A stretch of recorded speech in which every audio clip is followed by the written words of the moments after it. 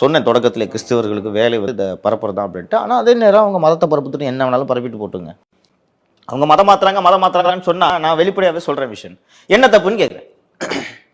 அவன் வர்றான், எனக்கு சோறு போடுறான், குடியிருக்க இடம் கொடுக்குறான், பிளேக்கு தொழுநோயின்னு தொற்று நோய்கள் எல்லாம் கண்டி மாரியாத்தா இறங்கிடுச்சுன்னு சொல்லிட்டு வேப்பல் அடிச்சுக்கிட்டு இருந்த போது அவன் வந்து இது வியாதி, இந்த மருந்தை சாப்பிட்டீங்கன்னா இந்த வியாதி சரியாகும்னு சொல்லிட்டு என் உயிரை காப்பாத்தினான், என் பிள்ளைங்க உயிரை காப்பாத்தினான், எல்லாத்தையும் காப்பாற்றி முடிச்சுட்டு எல்லாத்துக்கு மேல 10 வருஷம் படிச்சா ஃபாதர் ஆயிடலாம்னு சொல்லலாம்.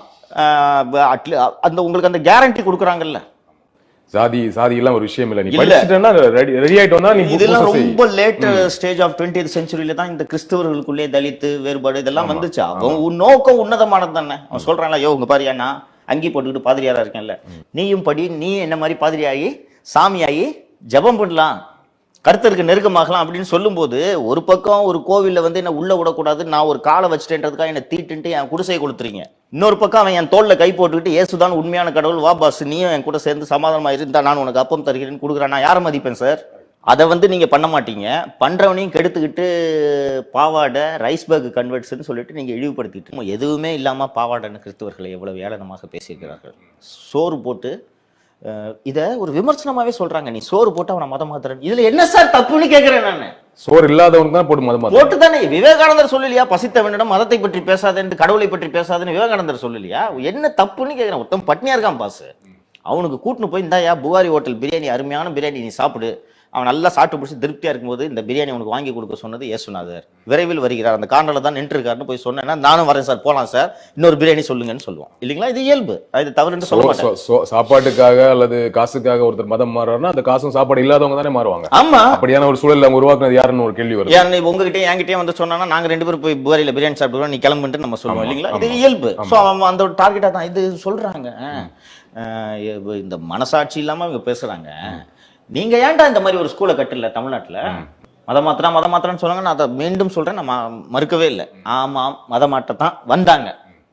அவன் யாருமே கால் வைக்க முடியாத பழங்குடியினர் கிராமத்துல போய் அவன் வேலை செய்யறான். நம்ம வந்து இன்றும் சொல்றேன், தொழுநாயடிகளை பார்த்தால் நமக்கு ஒரு அருவருப்பு இயல்பா வரும்ல. நான் வெக்கத்தோட தான் சொல்றேன், எனக்கு வரக்கூடாது, வருது, ஓகேவா?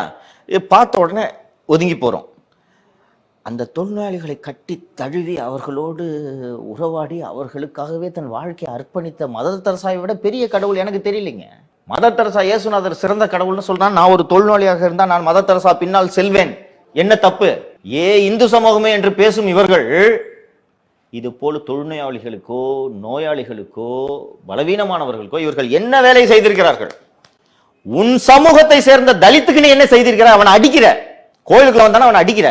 ஆனால் உன் சமூகத்தை சேர்ந்த தலித்துக்கு குறைஞ்சது நீ ஏதாவது செஞ்சிருக்கியா? அந்த தலித்தை அடிச்சு புடிச்சு கோயில்கிட்ட வந்தானா உள்ள வராதன்னு தான் நீ சொல்லியிருக்க. அவனை கூப்பிட்டு உட்கார்ந்து, எப்ப சார் நீங்க உங்களுக்கு தலித்து வீடு கண்ணுக்கு தெரியுது? யூபி எலெக்ஷன் வந்தாருன்னா ஒரு தாக்கூர் யோகி ஆதித்யநாத் போய் தலித்து வீட்டுல உட்காந்து சாப்பிடுறாரு. சாப்பிடுறது இன்னொரு வந்து என்னன்னா, குப்பை தொட்டில நாய் கூட உட்காந்து சாப்பிடுற. அது ஏதோ அது ஒரு நியூஸாவே போடுறது. என்ன இதுல என்ன சாதனை கேக்குறேன். நீ போய் இப்ப எது செய்தி அப்படின்னு கேட்டீங்கன்னா, நீங்களும் நானும் பக்கத்துல ஒரு குப்பை தொட்டி இருக்கு, அங்க போய் நீங்களும் நானும் நாய் பக்கத்துல உட்காந்து நாயோட சேர்ந்து சாப்பிட்டோம்னா, நாயோடு போய் இவங்க உட்காந்து சாப்பிட்றாங்கிறது செய்தி. ஒரு சக மனுஷன் அவன் வீட்டுல போய் உட்காந்து சாப்பாடு போடுங்க உட்காந்து சாப்பிடுறது என்னமோ பெரிய தேவ தூதர்கள் இறங்கி வந்தது போல இதுக்கு சீனு போட்டுக்கிட்டு இருக்கிறீங்க. அப்ப நீ உன் மதத்தை சேர்ந்தவன்னா 1000 சாதிய பாகுபாடுகளை எல்லாம் சொல்லி நீ அவனை ஒடுக்கி வைக்கிற, மிதிக்கிற. இன்னொரு மதத்தை சேர்ந்த வந்து நீயும் என் தோழன் பிறப்பால் நீயும் நானும் ஒன்றுட்டு எவன் சொல்றான்னா நான் அவன் பின்னாடி போவேங்க. எனக்கு என்ன தப்புன்னு, இதுல என்ன தப்புன்னு கேட்கிறேன். பெரியார் மானமும் அறிவும் தான் மனிதனுக்கு அழகு அப்படின்னு சொல்லிட்டு சொன்னாரு. மானம்ன்றது மத மாற்றத்துல மானம் சுயமரியாதை ஒரு முக்கிய. ஆமா, வேற என்னங்க? சோறும் பணமும் மட்டும் இல்ல, மானமும் சுயமரியாதையும் கூட. நான் கேட்கிறேன், எங்கிருந்தோ ஜெர்மன் நாட்டிலிருந்தோ இங்கிலாந்திலிருந்தோ வந்தவர்களுக்கு தெற்காசியாவில் ஒரு தீபகற்பத்தில் ஒரு தென்கோடி மாநிலத்தில் இருக்கக்கூடிய ஒரு பகுதியில் பெண்கள் படிக்காமல் அடிமைகளாக நடத்தப்படுகிறார்களே என்று அவர்களுக்கு இருந்த வருத்தம். 3000 ஆண்டு இந்து மதம், 3000 ஆண்டுலாம் இல்ல, 18,000 ராமாயணத்தில் கதை வச்சிருக்காங்கன்னு நினைக்கிறேன். அத்தனை ஆண்டு காலம் இந்து மதத்தில் இருந்த உங்களுக்கு ஏன் சார் இந்த அறிவு இல்லாம போச்சு? அங்கேருந்து இங்கிலாந்துலேருந்து வர்றவன் பொம்பளை பிள்ளைங்க படிக்கணுன்ற அறிவு அவனுக்கு இருக்கு. ஆனா நீங்க வந்து உங்கள் சமூகத்தில் 13 வயதில் ஒரு பெண் விதவையானால் அவள் மொட்டை போட்டுக்கிட்டு போய் ஊரில் மடத்தோட மொட்டைப்பா பார்த்தீங்கன்னா ஒன்றா இருக்கணும்ட்டு சொல்லி வளர்த்தவர்கள் நீங்கள் இருப்பதிலேயே தாழ்ந்த சாதியாக கருதும் தலித்துகளுக்கும் பஞ்சமர்களுக்கும் இணையாக பெண்களை வைத்திருந்தவர்கள் நீங்கள். இருக்கிறதுலே கீழே பஞ்சமர்கள் தலித்துகள், அவங்களோட பெண்கள், உங்கள் சமூகத்தை சேர்ந்த பெண்களே. தலித்து வந்து தெரியாம வேதத்தை காதுல வாங்கிட்டான்னு அவன் காதுல ஈயத்தை காய்ச்சி ஊத்துன்ற மாதிரி பெண்களுக்கு சேர்த்து தானே சார் எழுதி வச்சிருக்கீங்க நீங்க. அப்படி இருக்கும்போது 844 ஒருத்தன் வந்து பொம்பளை பிள்ளைங்களை படிக்கணும்னு சொன்னா, அப்ப இந்த பொம்பளை பிள்ளைங்க விவரம் தெரிஞ்சிச்சுன்னா நம்மளை செருப்பு கட்டி அடிக்குன்ற அச்சம், அந்த கோபம் தானே இவர்களுக்கு இந்த வேலை, இந்த இந்த இந்த சர்ச்சு, இந்த ஸ்கூல் மேல கோபம் அப்படின்ட்டு நான் பாக்குறேன். ஆளா இருந்து ஆட்டி படைக்கிறார் தமிழ்நாடு கவர்மெண்ட்ன்றது வருமா வராது?